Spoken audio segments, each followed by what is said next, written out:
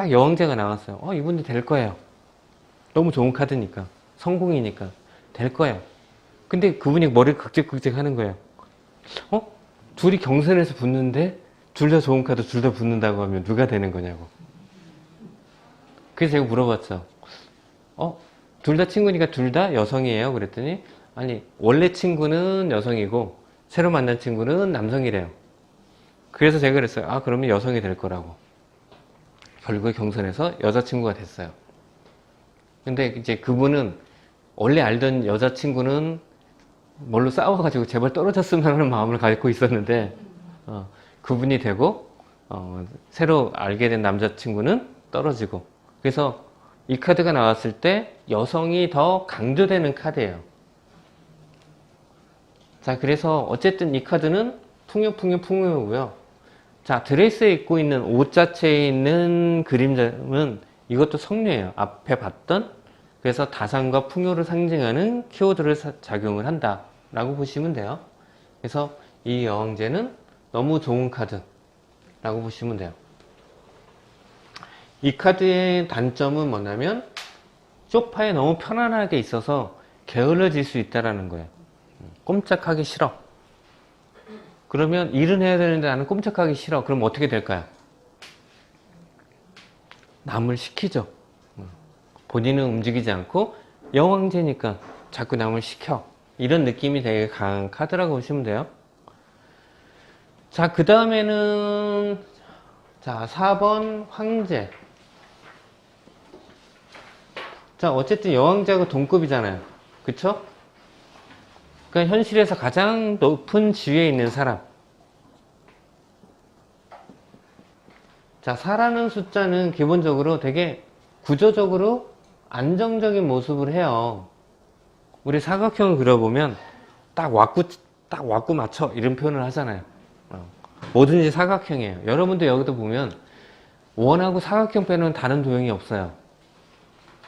그러니까 사람의 심리상 사각형으로 만들어야 공간도 그렇고 딱 안정화되어 있는 것처럼 보여요. 그런데 실제로 사각형 자체는 되게 불안정한 구조거든요.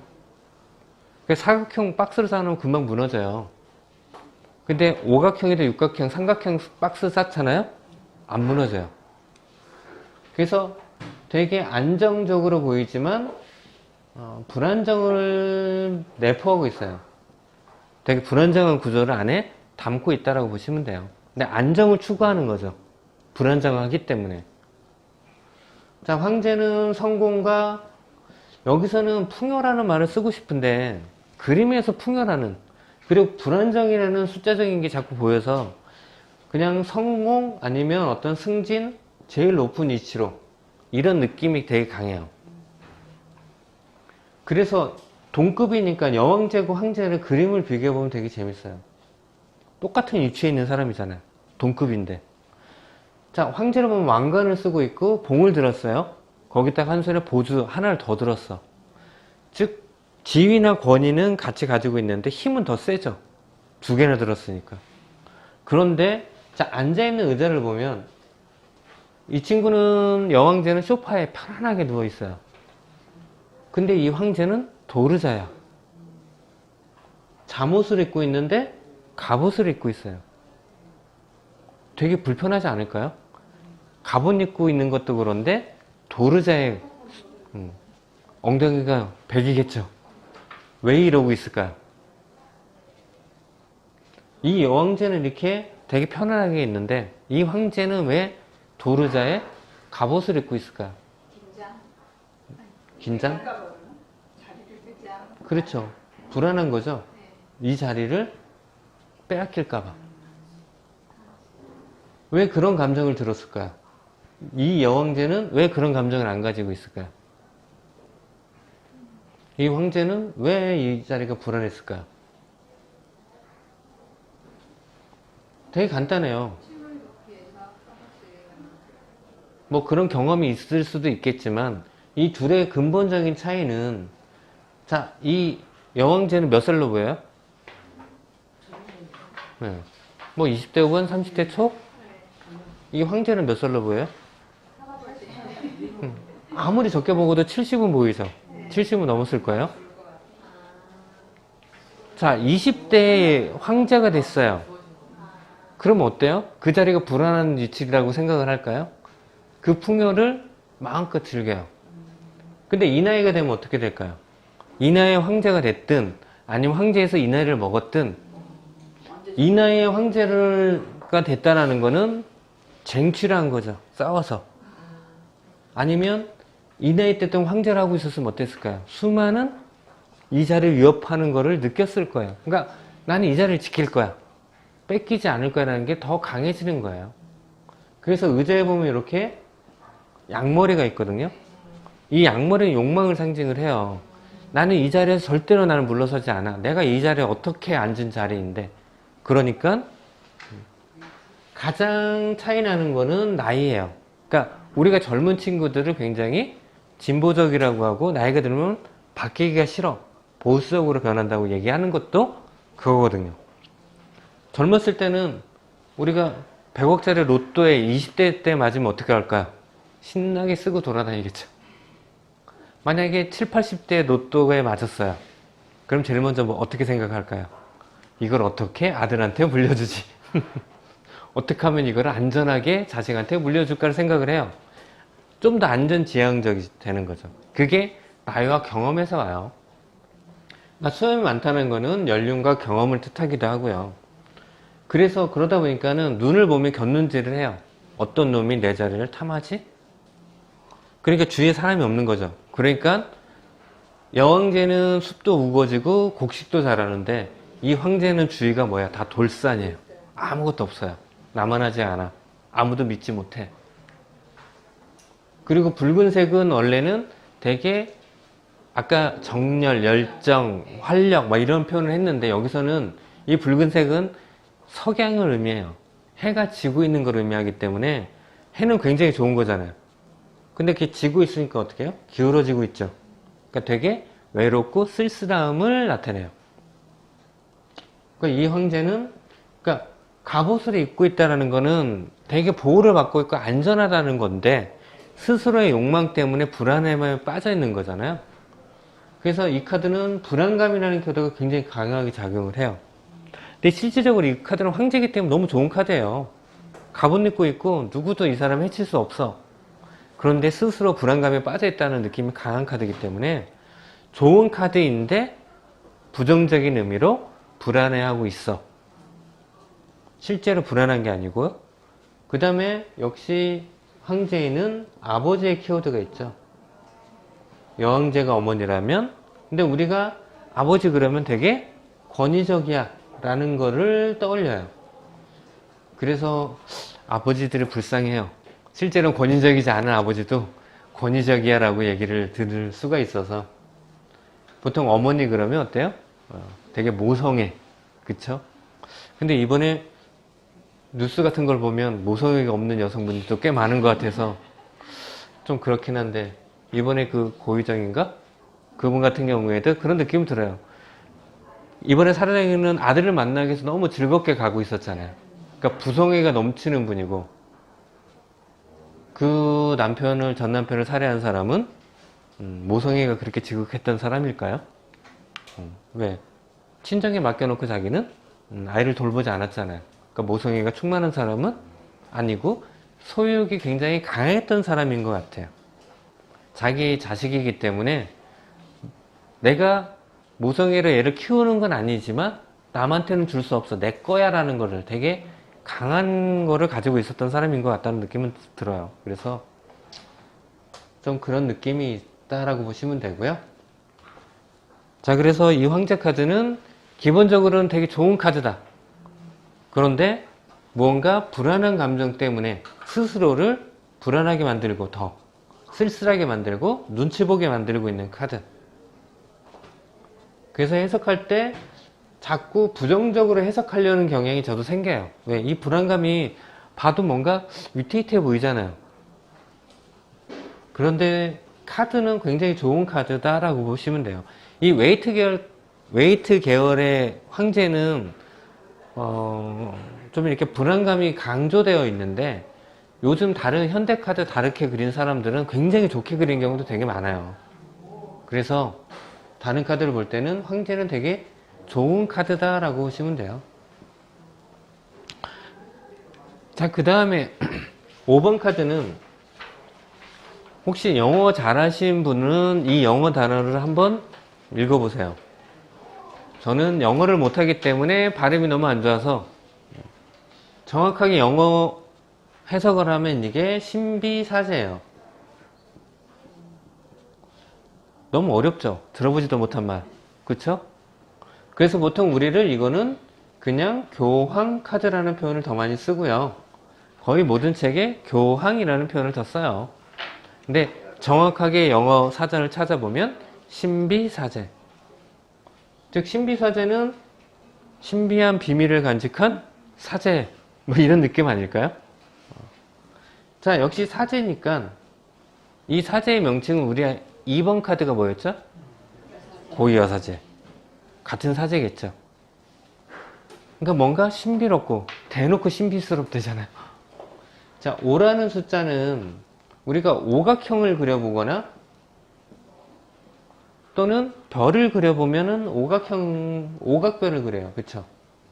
다른 별 안 그리죠? 왜 오각별을 그릴까요? 전 세계에서 별을 보면 거의 대부분이 오각별을 그려놨어요. 동양에서도, 서양에서도, 아프리카에서도, 남미에서도 별을 그리잖아요. 오각별이 제일 많아요. 왜 오각별을 그렸을까요? 그리기 편해서? 가장 기본적인 거는 예뻐서예요. 오각별이 제일 예뻐서.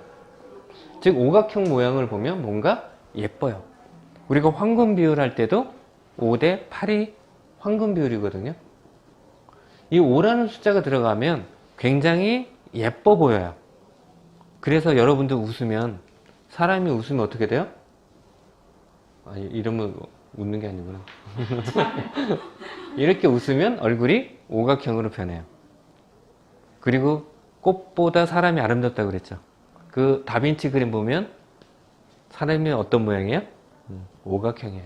그래서 사람이 아름답게 보이고 웃는 얼굴이 예뻐 보이고, 그래서 5라는 숫자가 들어가면 굉장히 아름다운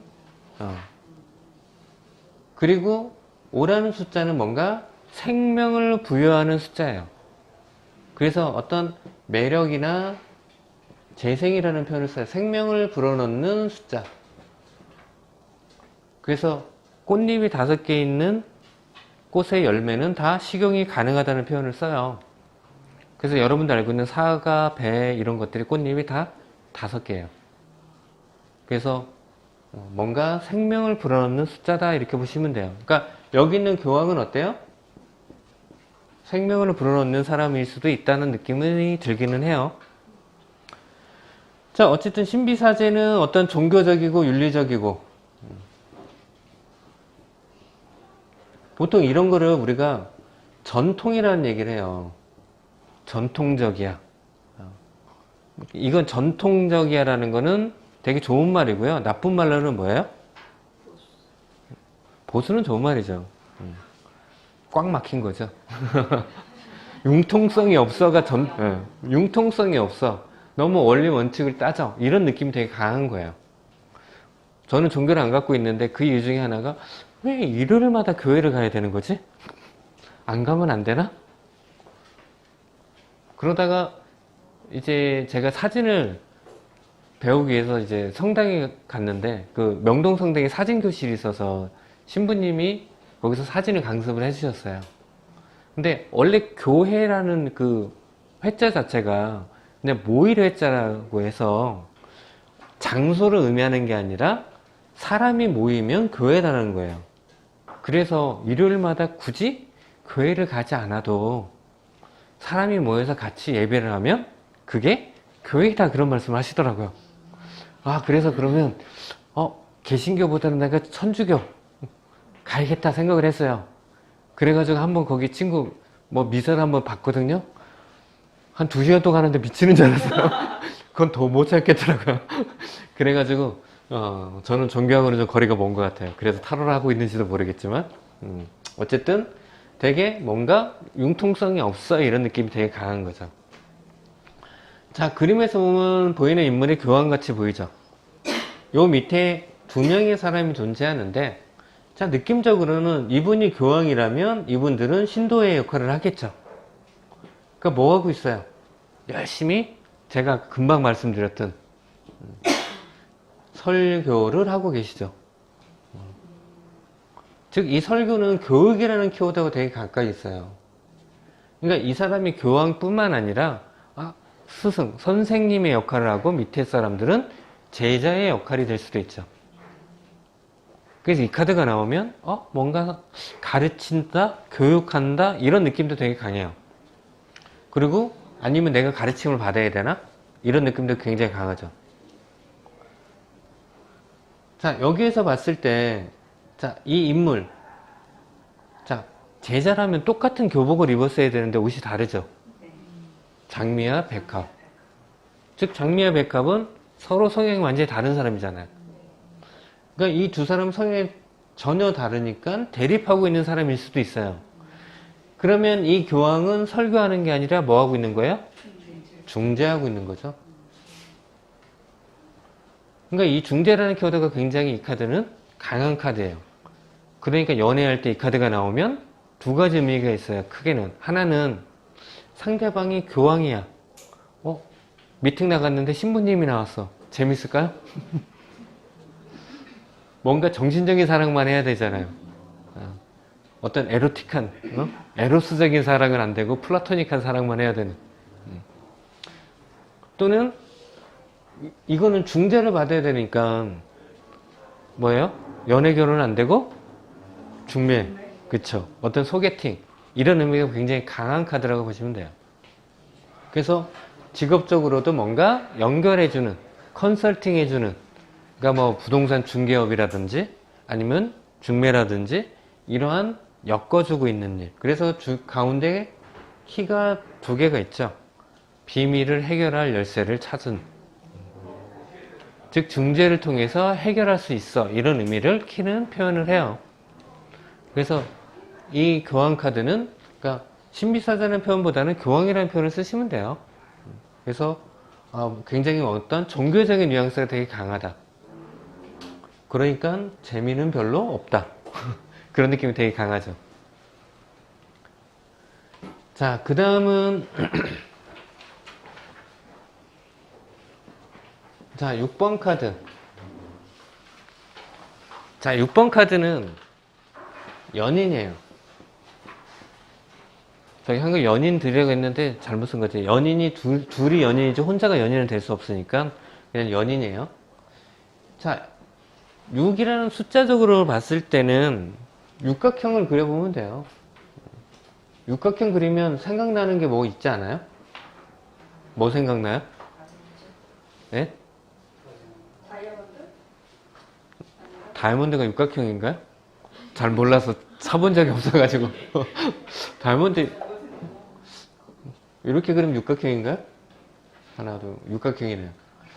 제일 먼저 떠오르는 게 이제 벌집, 눈 결정, 이런 것들이 생각나죠. 그러니까 벌집 구조는 굉장히 안정되어 있는, 그래서 어떤 구조물이지만 안정과 질서. 육각형 그리면 계속 이렇게 그려지잖아요. 끊임없이. 되게 안정적인 모습이에요. 그래서 보통 사람이든 동물의 세포들은 다 육각형으로 되어 있어요. 왜 사각형이 안 되어 있냐? 육각형이 더 안정적이기 때문에. 그리고 공간 활용이 굉장히 용이하기 때문에. 자, 그 다음에 연인하면, 자, 길을 가다가 벤치에 남녀 연인이 보여요. 그럼 어때요? 부럽죠. 좀 부러워 죽을 것 같아. 너무 부럽잖아요. 저기서 지금 좀 덥지만 벚꽃이 흩날리는데 그 벤치에 남녀가 딱 둘이 앉아 있다고 생각을 해봐요. 너무 부럽잖아요. 나도 저 때가 있었는데. 그러니까 보통 이런 거를 사랑, 연애, 뭐 아름다움, 그냥 보통 아름다운 미, 뭐 이렇게 표현해요. 너무 보기만 해도 막 설레. 작은 연인들 그러면 막 뛰잖아요, 가슴이. 근데 여러분들 다 이런 시절 있었죠? 그쵸? 그러니까 멀리서 보면 너무 사랑스러운데 둘이서 막 쌍욕하고 있는 건 아닌지? 지금도 이런 감정을 가지고 계신가요?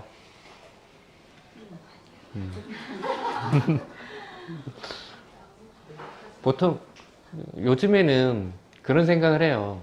옛날엔 기대수명 60년이니까 뭐 20대 때 결혼해도 한 30년을 같이 살고 끝나잖아요.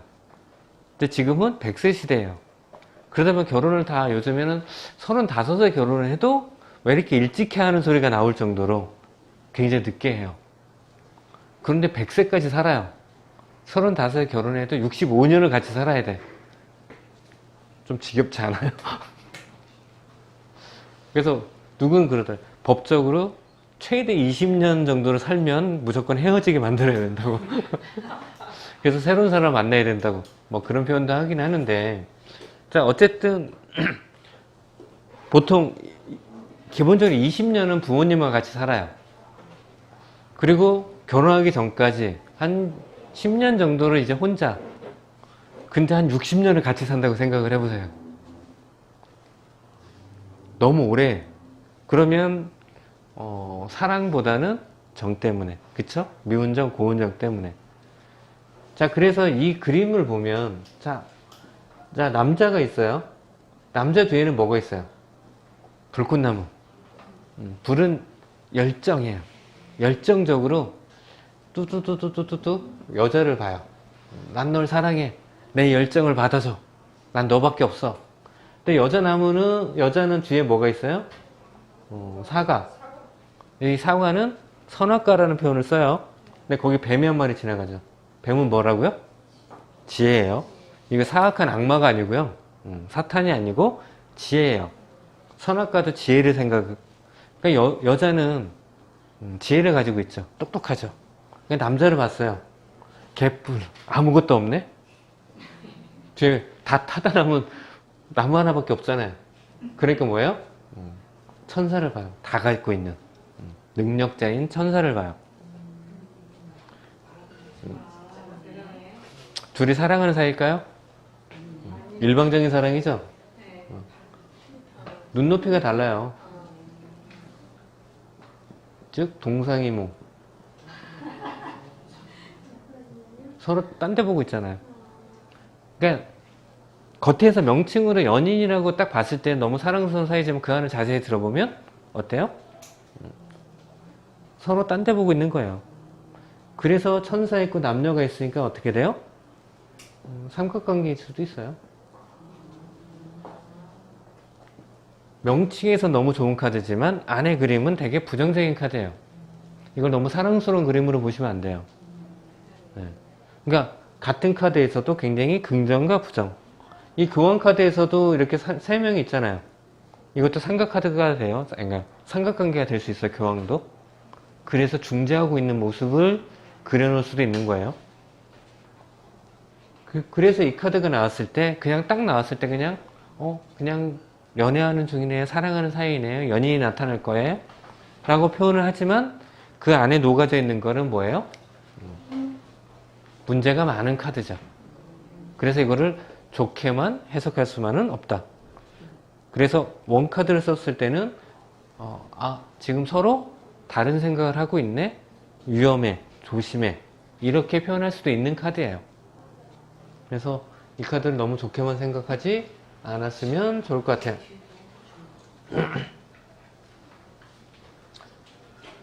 자, 그 다음은 7번.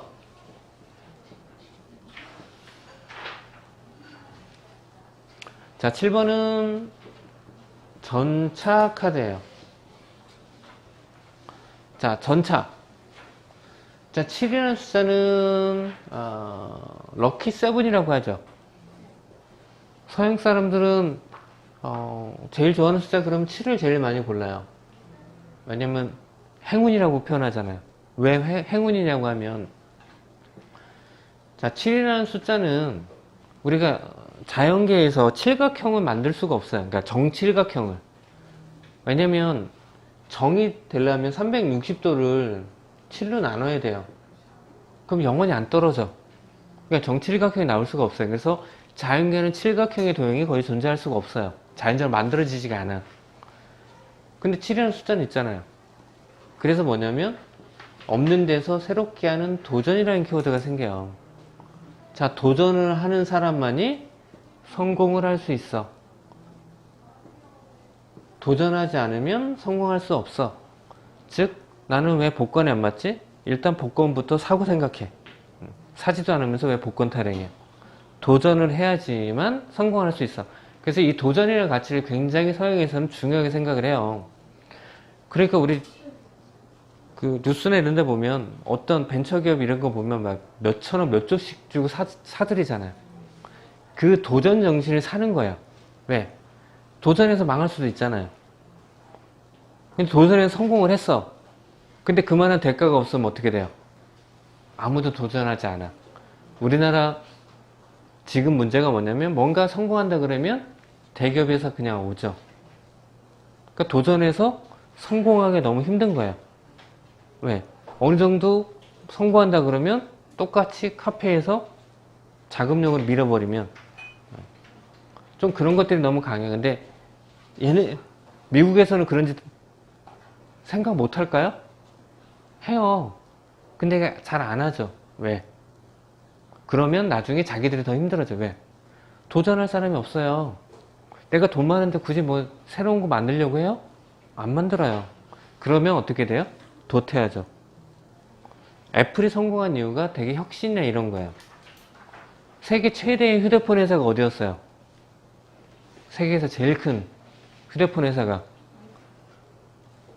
아이폰 전에 노키아. 핀란드의 노키아. 지금 없어졌어요. 망했어요. 세계 휴대폰 시장의 40%를 점유했는데 지금 없어졌어요. 지금 만들기는 해요. 그러니까 핀란드의 전체 국민 총생산의 40%를 만들던 회사가 없어졌어요. 근데 핀란드 잘 나가잖아요. 그 여러분들이 알고 있는 게임을 핀란드에서 엄청 잘 만들거든요. 그러니까 완전히 다른 어떠한 사업. 원래 그 노키아가 원래 펄프 회사였어요. 나무 벌목 회사였는데 그거를 휴대폰 만들어서 대박을 터뜨렸다가 아이폰 나오면서 쫓아가지 못해서 망했죠. 그런 것처럼 이 도전의 가치를 서양에서는 굉장히 강하게 생각을 해요. 혁신하지 않으면 망하기 때문에. 근데 자기네들이 혁신을 못해요. 몸집이 크니까. 그러니까 혁신해서 뭔가 성공하는 업체 있으면 다 인수를 하는 거죠. 그걸 받아들여서 바꿔버리는 거예요. 그래서 럭키 세븐의 표현을 쓰고 전차도 마찬가지예요. 이거는 전쟁할 때 타고 나가는 차예요. 싸우러 나갈 때 타는 차. 우리 배너 같은 데 보면 이거 타고 막 싸우잖아요. 즉 도전이잖아요. 그래서 죽을지 살지도 모르지만 싸우러 나가야지만 승리하죠. 명칭도 마찬가지예요. 두 개가 다. 근데 이거는 여기는 이제 이동, 타고 움직이는 게 이동의 키워드가 같이 존재하긴 해요. 자, 이 안에 있는 인물은, 자, 이 전차에 타고 있는 사람은 보통 이거를 장군이라는 표현을 쓰거든요. 장군. 왜 이 전차에는 장군이 타고 있을까? 왕이나 황제나 이런 사람이 타고 있을 수도 있죠. 근데 왜 여기는 장군의 모습을 하고 있을까? 자, 황제와 장군의 차이점은 뭐가 있을까요?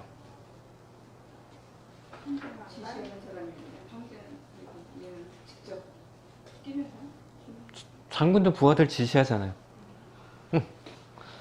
자, 가장 큰 차이점은 황제는 그 황제의 능력과 무관하게 황제가 돼요. 그쵸? 세습이 되잖아요. 장군은 뭐 옛날에 귀족이 됐긴 했지만 어쨌든 자기의 능력이 있어야지만 장군이 돼요. 어떤 전공이나 이런 것들이 뭔가 있어야지만 장군이 되지 그냥 장군 시켜주지 않아요. 왜냐하면 수많은 부하들을 한순간에 훅 가게 만들잖아요. 우리 임진왜란 때 이순신 장군하고 원균하고 비교해보면 여실히 드러나죠. 그래서 어쨌든 원균도 어떻게 한쪽에서는 굉장히 위대한 장군이라는 표현을 많이 하긴 하지만 이순신 장군하고 비교해봤을 때 결국에는 원균은 좀 이렇게 세습되어 있는 명문가 출신이고 이순신은 밑에서부터 올라왔는데 결국에는 멍균 때문에 우리나라 수군이 거의 전멸을 하다시피 하잖아요. 그래서 이 장군은 자기의 능력으로 이 위치에 올라온 사람, 즉 도전을 통해서 성공을 이룬 사람이어서 장군을 여기다가 올려놓은 거예요. 그래서 이 전차를 타는데 앞에 검은색하고 흰색의 스핑크스. 자, 이 검은색과 흰색을 보면 우리 고위 여섯이 생각나죠. 검은색과 흰색. 같은 의미예요. 근데 스핑크스니까 앞으로 앉아있긴 하지만 서로 다른 방향으로 가려고 해요. 즉, 이거는 갈등이라는 키워드가 존재를 하는데, 고위 여사제의 갈등과 이 갈등의 차이점은 근본적으로 뭐냐면, 고위 여사제는 그 기둥이 뒤에 있어요. 즉, 그 갈등이 굉장히 내재되어 있고 오래 간다는 얘기고요. 여기는 앞에 있잖아요. 즉, 뭐냐면, 흰색이든 검은색이든 선택하는 게 중요해. 선택을 끝나고 밀어붙여. 도전하는 게 더 중요해. 그렇기 때문에 갈등하는 게 아니라 검은색에 대해서 선택한 다음에 밀어붙이는 게 더 중요해. 실행하는 게 더 중요해. 등소평이 그랬다고 했잖아요. 검은 고양이든 흰 고양이든 쥐만 잘 잡으면 되지. 그게 뭐가 중요해. 그쵸? 즉, 이 카드는 갈등을 해도, 자, 흰색, 유학을 갈까요? 검은색, 취업을 할까요? 어느 게 더 좋을까요? 둘 중에 빨리 선택해서 실행하는 게 더 중요해. 다 잘 될 거야. 왜? 도전하면 성공할 거야. 이런 뉘앙스가 굉장히 강한 거예요. 그래서 이 카드가 나오면 제일 중요한 키워드가 밀어붙여. 추진력. 이게 되게 중요한 거예요. 그래서 도전해. 두려워하지 마. 도전하면 성공으로 갈 거야. 이 키워드가 이 카드에는 굉장히 많이 녹아져 있어요. 그래서 굉장히 좋은 카드예요. 그리고 인물적으로도 이 사람은 되게 장군으로서 리더십을 갖고 있는 사람이죠. 장군의 가장 큰 덕목은 부하들을 따르게 만드는, 그쵸? 그게 가장 중요한 거예요. 그래서 그 장군의 모습은 대범함과 추진력. 그래서 이렇게 7번. 자, 카드를 시간이 더 남았으니까 카드를 좀 더 할게요. 그냥 카드를 빨리 배우는 게 낫죠. 자, 그 다음에는 이제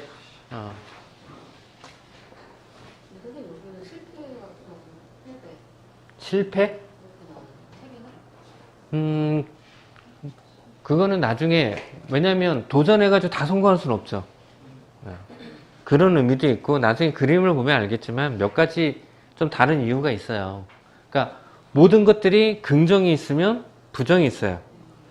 그러니까 여기서 도전해서 성공할 거야 라고 하지만 실패할 수도 있어. 그러니까 될 수도 있는 거죠. 그래서 일단은 되게 긍정적으로 해석을 하세요.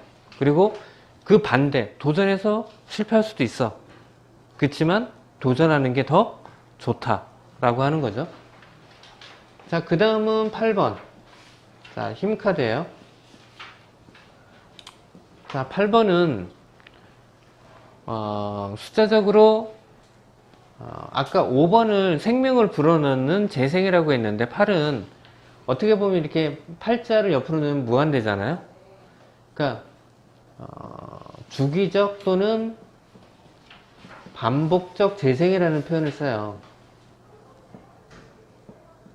그러니까 끊임없이 생명을 불어넣는다. 되게 좋지 않나요? 그러니까 뭔가를 써도 끊임없이 새로 생겨나. 너무 좋잖아요. 그런데 반대적으로 보면 나쁜 거를 죽여도 바퀴벌레를 죽여도 나타나죠. 너무 좋죠. 바퀴벌레 해산은 너무 좋을 거야. 왜 그렇게 안 없어지는지 모르겠어요. 요즘 여름 되면 그놈의 초파리는 잡아도 계속 생겨. 거의 미친 듯이 생겨요. 그래서 그러니까 좋은 거는 계속 좋겠지만 부정적인 거는 너무 무섭죠. 그러니까 두려움의 대상이 돼요. 그래서 동양에서는 긍정적으로 해서 이거를 우주라고 하는, 우리 팔개라고 하면 우주를 상징을 해요. 완성을 나타내고요. 부정적으로 가면 어떻게 되냐면 두려움의 대상이 돼요. 왜? 죽여도 그래서 서양에서는 다리 8개 있는 걸 되게 혐오스럽게 생각하죠. 문어, 낙지. 잘 안 먹어요. 거미 보면 거의 까무러치죠. 그게 그런 전통적인 어떤 숫자적인 의미를 내재하고 있어요. 그러니까 서양 사람은 7이라는 숫자를 너무 좋아하는데 동양 사람은 3을 좋아해요. 왜? 성공이니까. 풍요로움. 그게 문화에 녹아져 있어요. 숫자에 대한 것들이. 자, 그 다음에 이제 명칭은 힘이에요. 자, 힘 그러면 우리 영어로 뭐라고 얘기해요? 파워. 그쵸? 근데 여기 영어는 뭐예요? strength. 저는 번데기 발음이 안 돼서 그냥 strength. 왜 이런 표현을 썼을까요? 단순한 힘이 아니라 강함이라는 표현이에요. 강해. 이 사람은 굉장히 강한 사람이에요. 자, 여기에 그려져 있는 이 여인을 보면 되게 사자를 제압하는 강한 힘을 갖고 있는 사람. 그쵸? 그래서 너무나 좋게 생각하는데, 자, 역설적으로 이 그림을 보면, 자, 노란색은 풍요를 상징하고 되게 따뜻해서 되게 좋은 카드로 보이는데, 자, 그림을 자세히 보면, 자, 여인이 있고 사자가 있어요. 자, 이 사자의 입장, 여인의 입장에서는 사자를 굴복해서 강한 사람이니까 좋다고 쳐요. 이 사자는 어떨까요? 좋을까요? 쟤를 한 입 확 물어버릴까? 굴복한 거잖아요. 억압받고 있는 거죠. 거기다 눈까지 풀렸어. 해롱해롱하죠? 길들여져 있어. 요즘에 범죄 중에 이제 그루밍이라는 범죄 아시죠? 그러니까 보통 선생님이나 아니면 종교적인 사람들이 그 아이 안심을 시키고 복종하게 자연스럽게 그게 당연한 것처럼 그걸 이제 그루밍이라고 하는데, 그러니까 소위 말해서 키워 잡아먹는다 이런 표현이 되겠죠. 길들여지는 거죠. 그러니까 사자 입장에서는 좋은 게 아니죠. 그러면 여인의 입장에는 나는 이런 사자를 굴복했으니까 너무 좋죠. 정말로?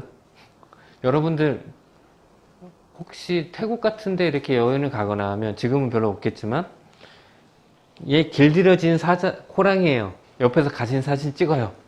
껴안고 이렇게 껴안고 사진 찍어. 할 수 있어요? 동물원에 갔는데 여기 사자가 있는데 이거 길들여진 거야.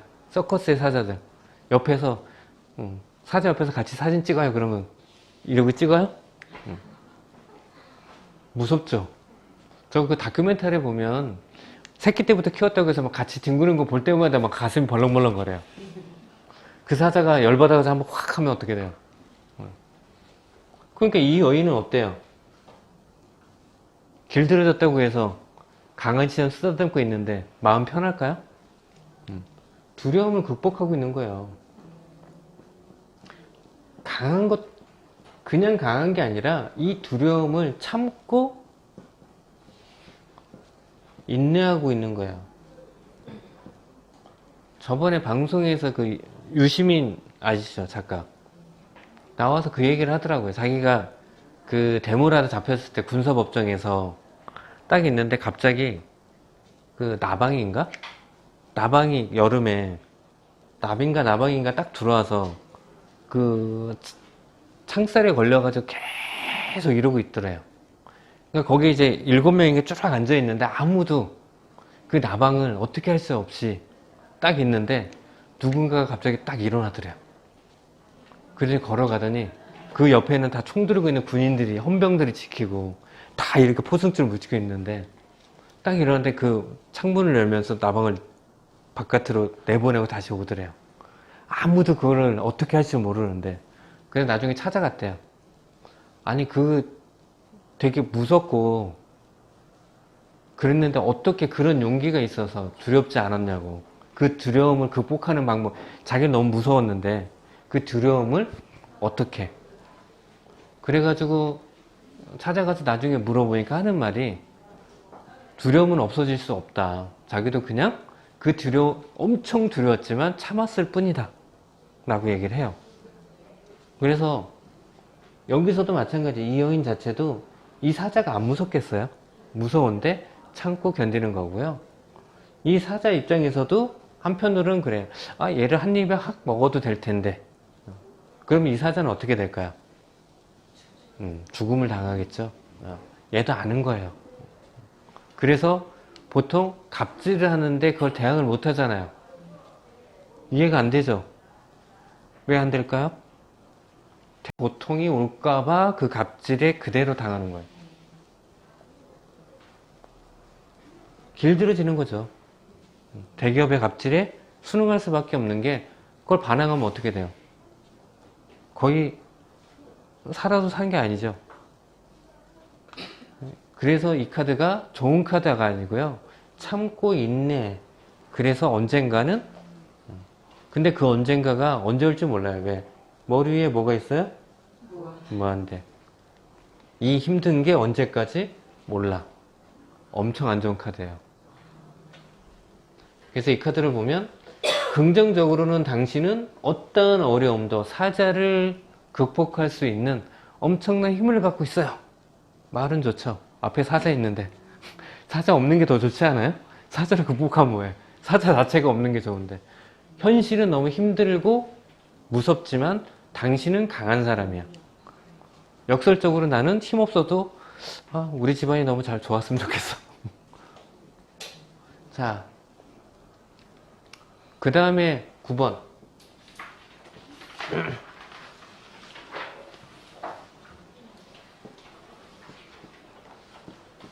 자, 운둔자 카드예요. 자, 9번 운둔자. 자, 8번이 우주를 상징한다고 그랬어요.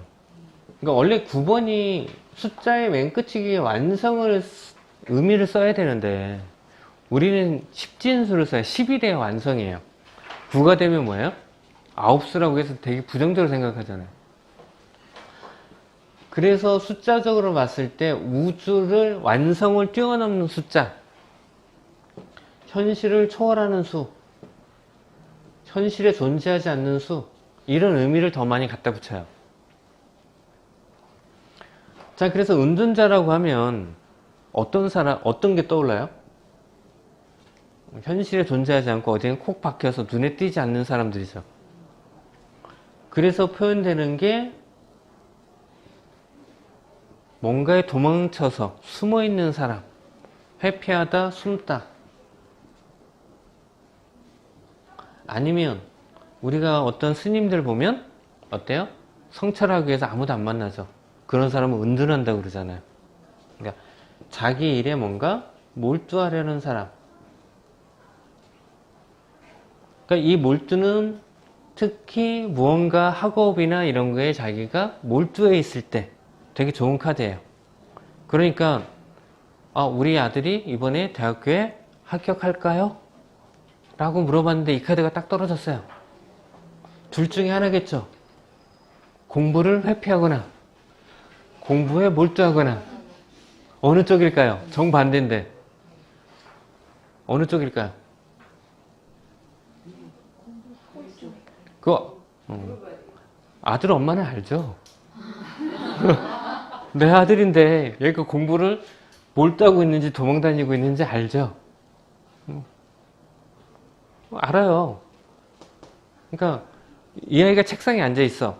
그러면 이 카드가 나왔으면 회피하는 건 아니고 몰두하는 걸 거고요. 그쵸? 근데 독서실 간다고 나중에 가봤더니 PC방에 가 있어. 그럼 이거잖아요. 엄마는 알아요. 아시죠? 다들. 그렇기 때문에 걱정할 필요, 정반대의 뜻을 갖고 있어도 걱정할 필요가 없는 거예요. 왜? 질문자는 알고 있어요. 자, 그래서 그림을 보면, 자, 여기 있는 수도승의 모습을 해요. 무언가 몰두해 있는 사람 같기도 하고, 긴 수염을 가지고 있는 걸로 봐서는 연륜과 경험이 풍부한 사람. 자, 서 있는 거는 어떤 설산 위에 있어요. 뭔가 현실을 초월해 있는 듯한 느낌을 갖고 있는 사람. 현실에는 존재하지 않는 것 같은 느낌. 근데 배경이 푸른색이죠. 뭐라고 그랬어요? 밤이잖아요. 현실이 좋을 리가 없죠. 현실이 좋지 않으니까 이 현실에서 도피해 있으려고 하는, 회피하려고 하는 모습도 보여지고. 그런데 등불을 하나 들었어요.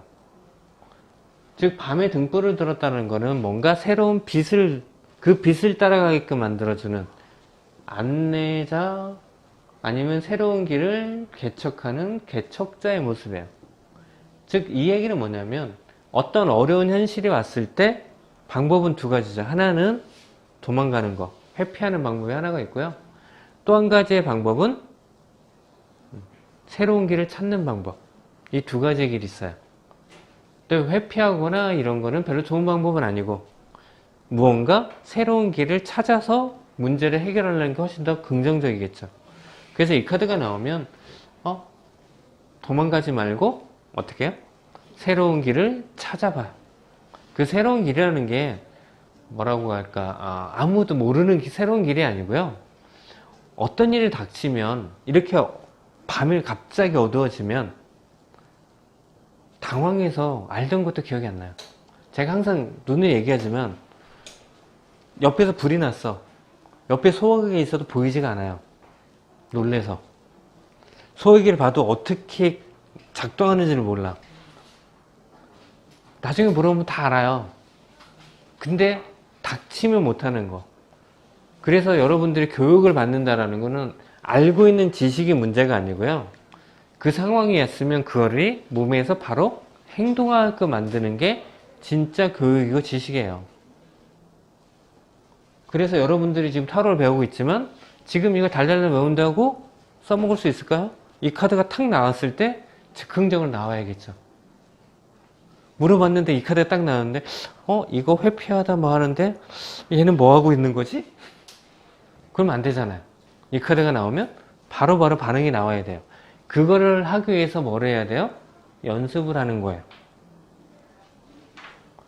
이번에 축구 선수 보면 국가대표 일환하고 하고 그 다음에 20세 이하는 에콰도르랑 해서 이기고 비기고 바깥에서 볼 때는 어때요? 저것도 못해. 저거에서 저거를 발만 좀만 갖다 대도 근데 그 상황에 가잖아요? 안 보여요. 그러니까 그 공이 어디에 있는지 사람이 어디에 있는지 안 보여요. 그러니까 막상 딱 들어갔는데 어느 순간 갑자기 나한테 공이 날라와. 그 공을 어떻게 해야 될지를 몰라요. 일반 사람들. 그러니까 연습은 뭐냐면 그 상에서 공이 날라오면 나는 이 공을 어떻게 처리할래를 끊임없이 반복적으로 연습을 하는 거야. 그래서 머릿속에서 머리가 좋은 사람이 축구를 잘한다는 게 공간을 이해되고 내가 여기에 있을 때 누구는 어디쯤에 있을 거야를 머릿속에 그려놔야 돼요. 그래서 공이 딱 떨어지면 그러니까 수준 높은 축구와 수준 낮은 축구를 보면 순간적으로 걔네들은 딱 받으면 주위를 살피지 않고 대충 보고 탁 쳐요. 그럼 누군가 글로 막 달려가고 있어.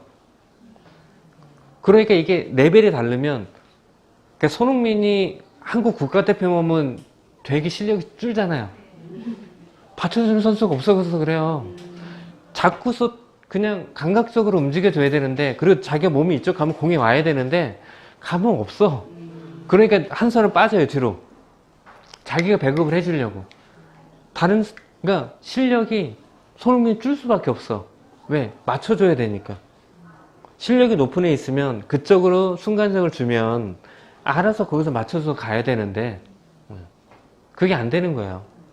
그러니까 레벨이 안 맞아서 그런 거예요.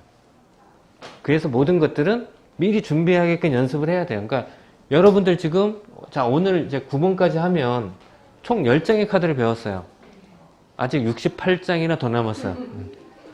그러니까 68장 끝나고 난 타로 해야지 그러면 영원히 못하는 거예요. 자, 나는 자동차 운전하는데 시동 켜고 기어 놓고 악셀 밟으면 가는 거를 배웠어. 그렇지만 나는 모든 걸 완벽하게 차선 바꾸는 법부터 시작해서 모든 걸 다 배우고 나서 운전할래. 영원히 못하는 거죠. 하는 만큼 하는 거예요. 자, 타로. 자, 카드를 뽑았는데 안 배운 카드 나왔어요. 그럼 어떻게 해요? 이거 안 배운 거니까 패스. 그게 아니죠. 책 보면 돼요. 책 보고 리딩이 안 됐어. 그럼 많은 거지. 그렇잖아요. 차 운전하다가 차선을 바꿔야 돼. 근데 모르겠어. 그럼 차선 안 바꾸고 그냥 가요? 부산까지? 바꿔야 되잖아요. 수단과 방법. 차를 세워서 옆에 차를 세우고 가든 수단과 방법을 가리지 않고 차선을 바꿔야 될 거 아니에요. 안 그래요? 그러니까 그런 사람은 임기응변이든 뭐든 준비가 돼 있는 거고요.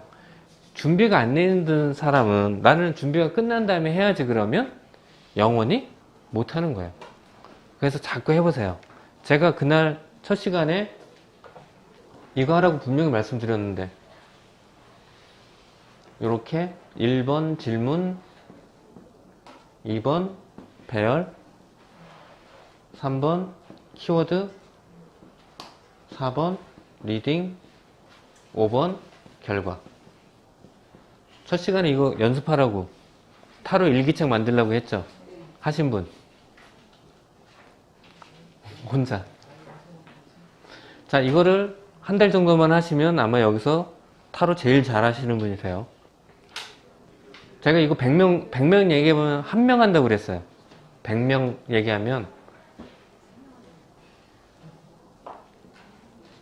자, 질문은 보통 그냥